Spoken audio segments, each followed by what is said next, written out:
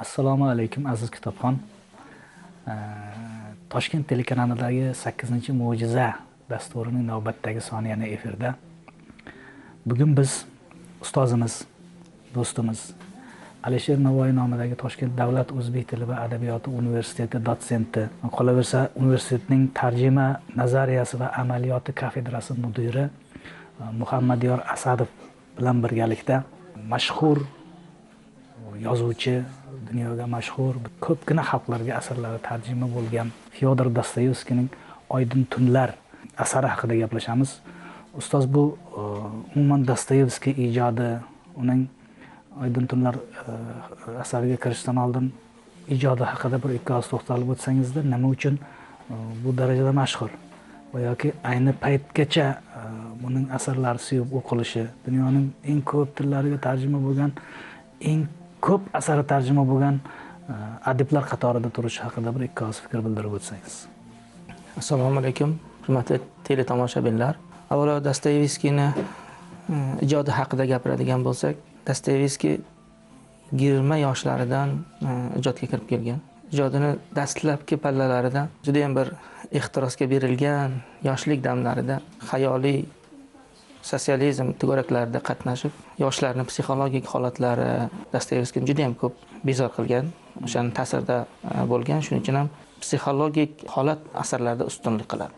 Masalan, birinchi o'sha yirik romani o'sha kambag'allardan boshlab, keyinchalik o'sha Oydin tunlar, Jinoyat va jazo, Karamazovlar, bularning hammasi o'sha psixologik jihatdan juda ham kuchli bo'lganligi uchun 19-asrning oxirlari 20-asr boshlarida Dostoyevskiy qiziqish juda ham ortib ketdi. Va juda katta ustozlarimiz bir gapni aytadi. Mana shu Yevropada modernizm adabiyotini shakllanishida Dostoyevskiyni ta'siri juda katta bo'lgan deydi. Chunki modernizm adabiyotini baribir psixologizm bilan bog'liq bo'lganligi uchun ham asosiy tayanchni Dostoyevskiydan olgan. Kafka ham, Kamyo ham, Sartrlar ham hammasi Dostoyevskiydan ta'sirlanganligi, qahramonlarning yolg'izlik holatlari deysizmi, psixologik holatlari deysizmi, hammasi o'sha Dostoyevskiyni ijodidan olingan bo'ladi.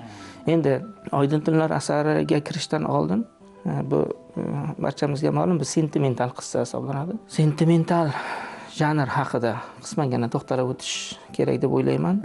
Chunki sentimental asarni o'qish, sentimental asarni tahlil qilishda o'quvchidan biroz tayyorgarlik kerak bo'ladi.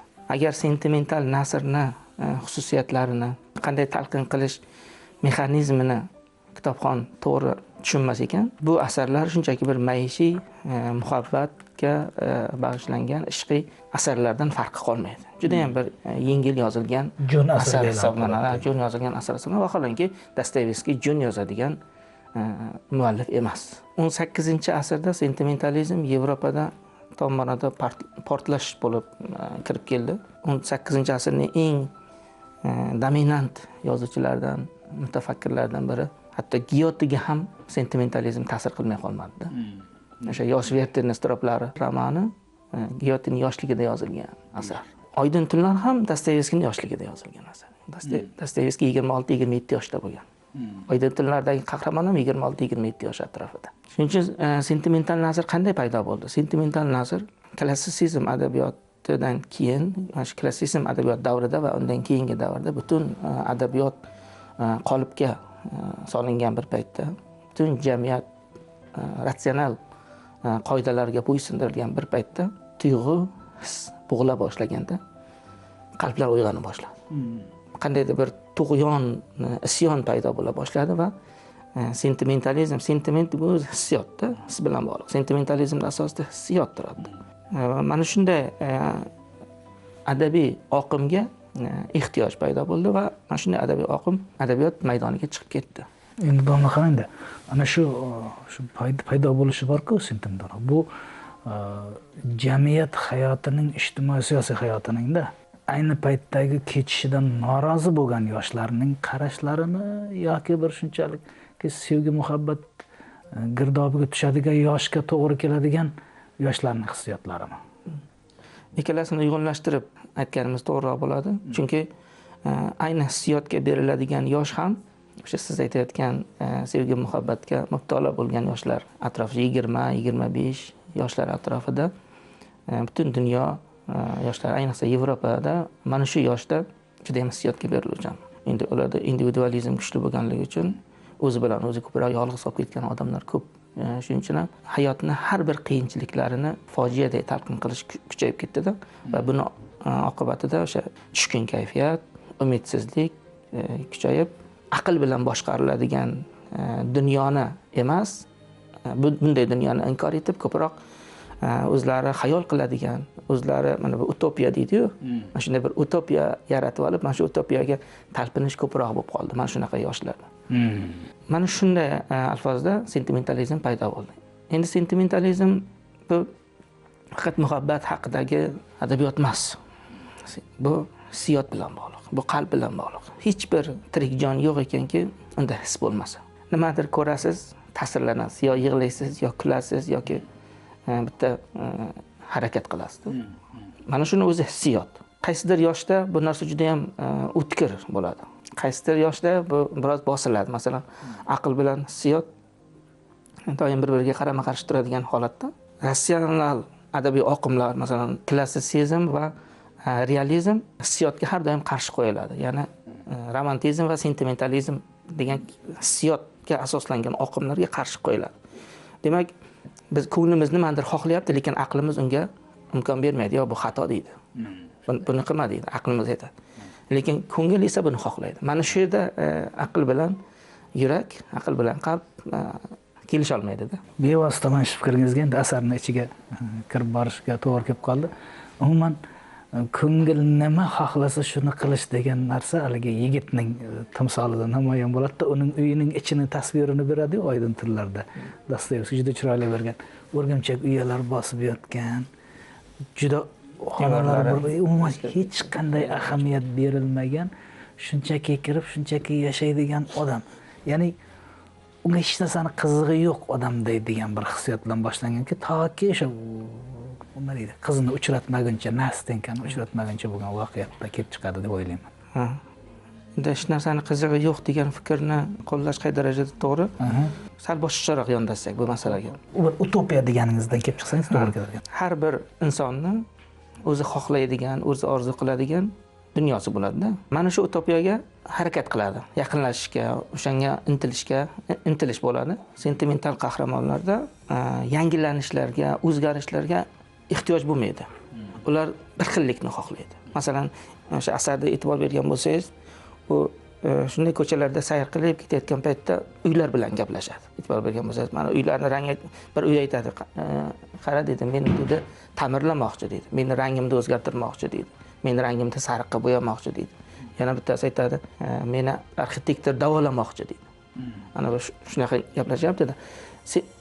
Mana bu sentimentallikning o'zi bitta xususiyatlaridan bittasi shuki, taraqqiy etgan jamiyatni xohlamaydi ular. Ularga qanday tabiiylik, qanday bo'lsa shu tabiiylik kerak.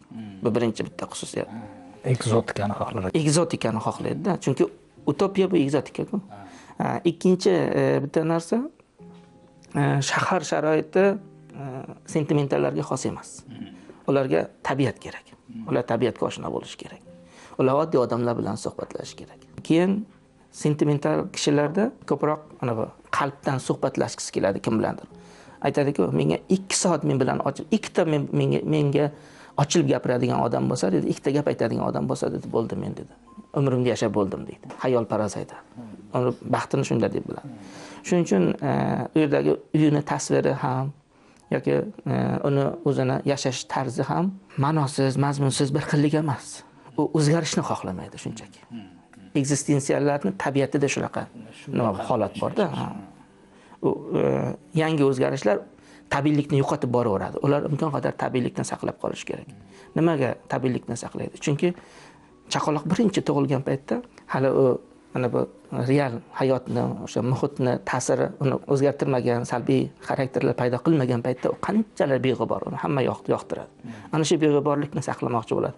Har bitta inson deydi, asli beg'ubor deydi. Ana shu tabiatdan beg'ubor. Ana shu tabiiyligiga qaytarish kerak degan g'oya sentimental nazariyaning asosiy g'oyalaridan bitta. Mana shu xayolparastning tanishuv jarayoni bor. Tanish holatida sentimental qahramon u masalan tabiiy ravishda aynan bizning xayolparastimiz xayolida har qanday munosabatlarga kirisha oladigan odam edi.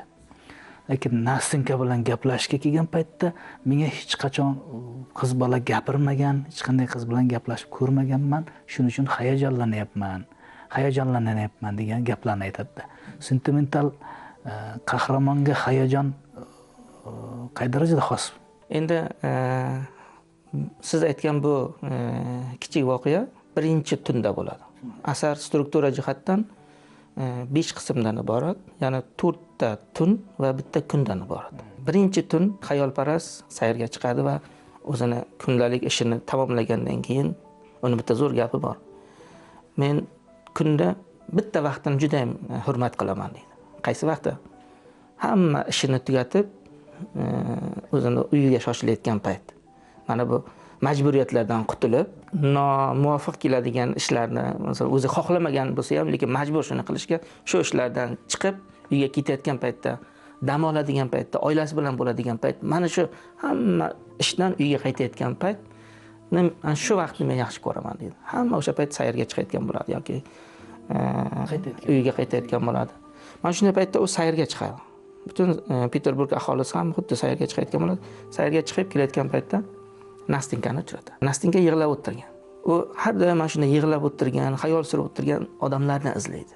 Chunki sentimentallikning eng muhim bitta xususiyatlaridan biri sentimentalistlar yig'loq bo'ladi. Yig'laydi ular.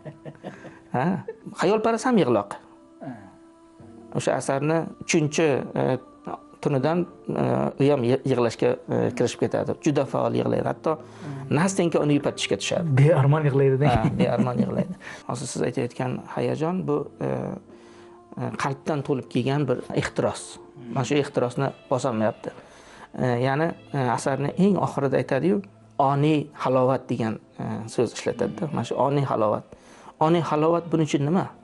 Oniy halovat qisqa muddat bo'lsa-da, bu bilan qalban yaqinlashib, inson sifatida, chin do'st sifatida, kerak bo'lsa sadoqatli yor sifatida bu bilan suhbatlashish kerak. Ana shu uning uchun oniy halovat. E'tibor bergan bo'lsangiz, men umrimda hech bir kishi bilan bunchalik gaplashmaganman deydi. Mana shu Nastinkani ko'rgandan keyin u butun hamma narsasi ochilib ketdi. Butun ichidagi hamma shu paytgacha kimga aytishini bilmay yurgan gaplarni aynan Nastinkaga aytishga jur'at qila oldi. Buni sababi nima? Sababi Nastinka bilan ikkalasi qalban juda ham bir yaqindek ko'rinadi agar shaxs sifatida qaraydigan bo'lsak. Nastinka o'zini tanishtirayotganda meni bir buvim bor deydi. Buvim juda ham qattiq qo'l deydi. Meni dedi doim nazorat qiladi dedi. Hatto qayerga borib, qayerga turishimgacha, nima ovqatlanishimgacha, kim bilan nimani gaplashganim, hatto qaysi kitobni o'qiyotganimgacha meni nazorat qilib turadi buvim deydi. Hatto bir safar so'ramasdan chiqqanimda meni chaqirib olib, ko'ylagi bilan ko'ylagimni to'g'nog'ich bilan bog'lab qo'ydi. Keyin bir yumush aytganda yugurib turganimda buvim ustidan yiqilib ketayozdi deydi. Dedi, ana bu xayolparast edi. Bunaqa holatda dedi, bunaqa tutqunlikda yashab bo'lmaydi-ku, bu zolimlik-ku degan nima keladi. Ya'ni bilingki, demak, ikkalasini ham tuyg'usini, qalbini, uni tuyg'ular, hissiyotlarini ma'lum bir qolipda ushlab bo'lmaydi-da. Aynan o'sha buvisi bilan yashaydigan, Nastinka buvisi bilan yashaydigan uyni, bolaxonasi shunchaki bo'sh yotganini biz undan ijara xona sifatida foydalanganmiz deydi va yerga bir ijarachi yigitni qo'yadi. Ijarachi yigit har bir tadbirni aql tarozisiga o'lchab qiladigan tadbirli yigit. Hech qachon xayollarga berilmaydigan. Yo'q, faqat aql bilan ishlaydi. Lekin o'shani Nastinka yaxshi ko'rib qoladi. O'zi qisqagina, tez qaytamiz. Billa bo'lasizda. Hatto eng jasur, qat'iyatli va irodali insonlar ham mikraqarz olishdan oldin puxta o'ylab ko'rishadi. Ipoteka Retail 2.0 ilovasida o'z limitingizni aniqlab, 100 million so'mgacha mablag' oling. Ipoteka Bank OTP Group'dan mikraqarz. Mas'uliyatli qaror. Voy, ulgurdim. Voy. shu yerdan davom ettiramiz. Shu uyda turadigan yigitni Nastinka yaxshi ko'rib qoladi va bir yil Nastinkalarning uyida yashaganda u yigit keyin bu yerdagi endi xizmatim menga tugadi, men endi boshqa joyga borib kelishim kerak dedim. Bir shaharda hozir yodimga kelmayapti, bir borib kelishim kerak deganda nahotki ketasizmi? Men endi ikkalasi bir-birini yaxshi ko'rib qoldi, gapni ochig'i. Shunda Nastinka butun yuk yostiqlarini tayyorlab, men sen bilan ketaman deydigan darajada bo'lib chiqqanda, ana bu yigit yana aql bilan ishlaydi. Yo'q dedi, men hozir dedi sen bilan turmush qurishga tayyor emasman. Men bunga imkoniyatim yo'q, iqtisodiy tarafdan imkoniyatim yo'q. Men tez orada u yerda ishimni yakunlayman. Agar shu hayotda kim bilandir baxtli bo'lishim kerak bo'lsa, men sen bilan albatta baxtli bo'laman dedi. Men qaytaman dedi. Agar men qaytganimga qadar turmushga chiqib ketmasang, men kelib senga uylanaman. Bular ahdlashadi va qaytganda falon joyga o'sha kanal bo'yida skameykada uchrashishni ular reja qiladi. Bir yildan keyin. Mana oradan bir yil o'tdi. Ana u yigit keldi, lekin keldi-yu, lekin ikkalasi hali uchrashmadi. Kelgani haqida Nastinka xabar topdi, butun shahar xabar topdi. Lekin hali uchrashmadi. Ana shunday bir holatda ana yigitni kechki payt soat 10 da uchrashimiz kerak dedi ular o'sha joyda. Yig'lab o'tirgan paytda xayolparast boradi. Endi bular o'sha yerda ikkalasi tanishib, keyin tunlarga ulanib ketaveradi. Endi shu yerda bir qiziq narsa borda yana. Har safar uchrashganda ana bu yigitni ijarachi yigitni kutadi aslida, lekin bu yigitni ham taklif qiladi. Xayolparast yigitni ham taklif qiladi. O'sha joyga sen ham kelib tur dedi. Ikkalasi rosa suhbat qiladi. 2 soatlab, 3 soatlab suhbat qiladi. Xayolparastlar bilasiz, yulduzlar bilan osmonga qarab yulduzlar bilan gaplashadi. O'sha yulduzlar bilan, bulutlar bilan, oylar bilan gaplashadi shunaqa. O'shada maktub yozadi. Kelmayotgandan xavotirga tushadi. Ana nega kelmayapti dedi ijarachi. Demak, u meni unutdi, u yolg'onchi dedi. Endi buni yaxshi ko'ra boshlaydi. Xayolparastni yaxshi ko'ra boshlaydi. Lekin Nastinka birinchi tanishgan paytda bir shart qo'ygan. Agar esingizda bo'lsa, yoki kitobxonlarimizdan eslasa, biz sen bilan faqatgina do'stlasha olamiz dedi. Ya'ni meni sevish mumkin emas dedi. Meni sevmasliging kerak dedi. Hamma sentimental asarlarda mana shu jumla ketadi. Yosh Vertern istiroblarida ham bor bu jumla. Boshqa o'zbek nasridagi sentimental asarlarda ham bor. Sen bilan ilshanbasida ham bor yoki ana ma'suma shunga o'xshash nimalarda ham bor. Lekin tuyg'uni aql bilan boshqarib bo'lmaydi. Ikkalasi ham bir-birini yaxshi ko'rib nima qilib boraveradi. Endi mana 4-tunda tamomila u ijarachi yigit endi kelmaydi deb umidini uzib bo'ldi. Xayolparast bilan endi ahdlasha boshladi bu endi. Endi shunda Nastinkaning juda bir dahshatli gaplari bor. Bunga e'tibor qaratish kerak. Men dedi, uni dedi, ijarachi yigitni aytadi. Sizdan ko'ra ko'proq yaxshi ko'rsam ham, lekin siz boshqachasiz dedi. Qani edi siz u bo'lganingizda dedi. Qani edi siz u bo'lganingizda dedi. Bu nima degani? Buni agar biz har 3 qahramonni ham real shaxslar deb qarasak, bittasini bevafo yorga chiqarishimiz kerak, ikkinchisini jur'atsiz yigitga chiqarishimiz kerak, o'rtadagi qizni beqaror bir qizga chiqarishimiz kerak. Buni ustidan ham bizni ham ko'ngilimiz olmaydigan qizga chiqarishimiz. O'zimizni mentalitetimiz bilan, tafakkurimiz bilan o'lchaydigan bo'lsak. Lekin sentimental asarlarni aql bilan tahlil qilib bo'lmaydi. Sentimental asarning qahramoni hissiyot bo'ladi. Shuni bilib qo'yishimiz kerak. Nastinga savol bergan, sen kimsan desa, men odam emasman degan, men tipman degan. Xayolparast. Men tipman degan. U adabiy tip u. U nima emas. Endi bu yerda bitta real shaxs Nastinka. Ana ijarachi yigit ismi yo'q. Xayolparastning ismi yo'q. Ikkalasi bular metafora. Ya'ni obraz bular. Majoz bu. Nimani majoz? Har bir insonning xayolot dunyosi bo'ladi. Utopiya deyiladi-ku. Utopiya o'zi orzu qiladigan dunyosi bo'ladi. Har bir inson real dunyoda yashaydi. Mana shu real bittasi real dunyoni ramzi, ikkinchisi xayolot dunyosining ramzi. Haqiqatan o'sha bitta narsani aytib o'taydi odamda. Mana kampir bor-ku buvisi. Biz bu yerda haqiqatan ham mentalitet bo'lishi yoki qaysidir bir millatga xos bo'lishi shart emas-da. Kampir uni himoyachisida, uni asrab kelgan otasidir, onasidir, kim bo'lishidan qat'iy nazar. Boshqa shaxs yo'q degan, faqat ramz degan ma'noda aytyapman. O'zini asrab, to'g'ri tarbiyalanib, hayotning to'g'ri tomonida ulg'aygan qiz ya'ni. Uni oldida xuddi siz aytganday bir hissiyotga beriluvchan bir real shaxs ning tasavvurati paydo bo'ldi, uni tasavvurida. Ikkita mana shunday yigit tasavvurati paydo bo'ldi va u ikkalasini jamlash kerak. Buvisi tom ma'noda o aql ramzi. Aql hech qachon o'z sohibini xavfli tarafga yo'lamaydi. Xavflardan ogohlantiradi. Eng xavfsiz yo'llardan yurdirishga harakat qiladi. Shuning uchun hamma narsada nastinkani tergab turadi. Hatto qanaqa kitob o'qiyotganlargacha shubhaga borib turadi. U kitob uni axloqini buzishi mumkin. Ijarachi bergan kitoblar. Endi yana ham jiddiyroq qaraydigan bo'lsak, bu tom ma'noda klassitsizmni ramzi desak ham xato bo'lmaydi. Bunday jamlashtirganimizdan shu kelib chiqadi haqiqatan. Chunki sentimentalizm klassitsizmni ana bu bo'g'iq holatidan o'sib chiqqan narsada. Xuddi nastinka ana bu to'nog'ichdan qanday qutulib ketgan bo'lsa, bu esa bog'lab qo'yadi, o'shandan qanday qutulib ketgan bo'lsa, sentimentalizm klassitsizmni ichidan mana shunday chiqib ketgan narsa. Chunki hissiyotni bo'g'ib bo'lmaydi, uni hech qanaqa qolipga solib bo'lmaydi. Shuning uchun har bitta inson xayol suradi. Men xayol surmayman, men romantik emasman degan kishi ham ma'lum darajada xayol suradi, ma'lum darajada nimalardir o'ylaydi, o'zini jamiyati bo'ladi. Masalan, odamlar mana shunaqa jamiyatda yashashini, odamlar mana shunday jamiyatda odam bo'lishini xohlaydi. Hatto Hazrat Navoiy ham aytgan ekan, men shunday bir jamiyat xohlaymanki, u yerda u jamiyat ham bo'lmasin, u jamiyatda yashaydigan odamlar ham bo'lmasin. Shu qabilda bir gapi bor-da, Hazrat Navoiy. Yoki hammasi yaxshilik bo'lsin degan bir narsa keltirib chiqaradi. Bu yerda birgina real shaxs Nastinka deb oldik.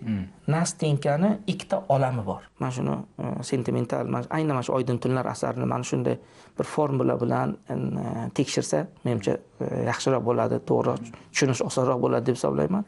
Ikkita olam bor. Bitta olam bu Nastinkani o'zi yashaydigan real hayot, ya'ni ijarachi. Ikkinchi olam esa bu xayolot dunyosi, uni utopiyasi, u orzu qiladigan dunyo. Ana endi Nastinkaning gapiga keling.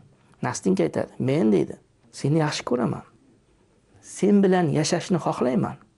Lekin u bilan, ya'ni ijarachi bilan yashashga majburman deydi. Siz o'ylang, inson qancha xayol sursin, lekin xayol dunyosida butun umr yashab qola olmaydi. U bu dunyoda yashaydi, lekin u dunyoni faqatgina orzu qiladi, uni havas qiladi. Mana shunday. Endi Dostoyevskiyda realist yozuvchi qanday qilib butun inson hayotini, butun qahramonini, taqdirini xayolotga, yashab bo'lmaydigan, yashash imkonsiz bo'lgan bir utopiyaga, dunyoga, olamga chiqarib qo'yadi. Unaqada yechim qolmay qoladi. Dostoyevskiy aytmoqchi bo'lgan gap, xayol dunyosida yashab bo'lmaydi. Bu yerda xayolligicha go'zal. Lekin real dunyoda baxtli bo'lish imkoni bor degan men fikrni aytaman.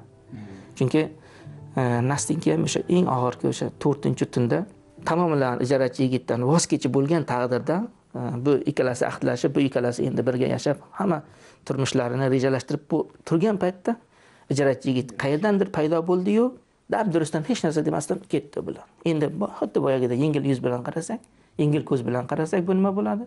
Xiyonatga bevafo yor bo'ladi. Bevafo yor bo'ladi. Lekin bu asar bevafo yor haqida emas. Nastinka ehtimol sizdirsiz, ehtimol Nastinka mendirman. Biz qanday jamiyat xohlaymiz? Qanday hayot xohlaymiz? Qanday turmush xohlaymiz? Biz xohlayotgan narsamiz nima? Yashayotganimiz nima? Mana shu ikkalasi o'rtasida ayriliq bor. Agar realistlikdan o'sib chiqqanligini hisobga oladigan bo'lsak, yana bir jihat bor-da. Nastinka o'sha qiz haqiqatdan ham oldida shunday yo'l turganligi ham bor gap. Lekin ikkita yigitning bir bo'lib chiqishi, ikkita yigitning bir shaxsda jamlanishi bu haqiqiy ideal hayotning bir ko'rinishi bo'lib chiqadi. Shu tomonni ham zo'r berib ketadi Dostoyevskiy. Ikkalasini bitta yigitga jamlasa, hayolotdagi orzusidagi yigit bilan real hayotda ham hayolat bilan ham u bilan haligi sevgi, muhabbat og'ushiga birga keta oladigan va shu bilan birga ro'zg'orni ham ta'minlab qo'ya oladigan erkakning birga bo'lishi ham yaxshi qarash deb. Shunday. Endi hozir asarni oxirgi qismlaridagi ijarachi bilan tamomlab ketib, bu xayolparastni unutib ketgan yo'qda.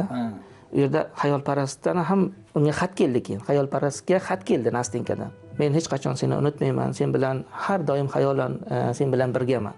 Demak, hissiyot bu qalbga tegishli ekan, inson hech qachon qalbdan ajralmaydi.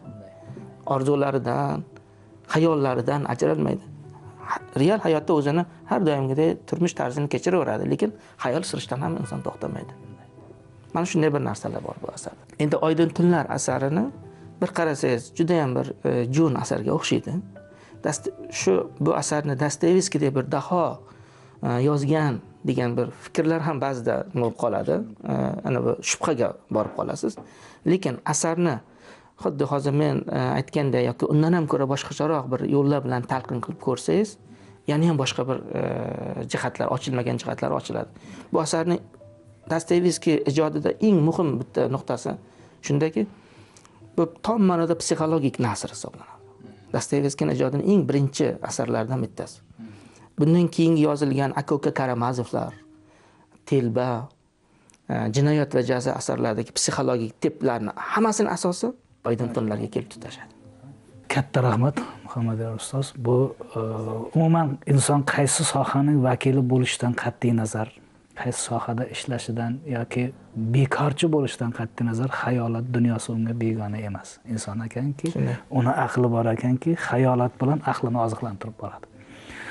Shu do'stimiz ustozimiz Muhammad Asadiq bilan Baholi qudrat Dostoyevskiyning Oydin tunlar romanini tahlil qilishga musharraf bo'ldik. Buning uchun sizga katta rahmat ustoz.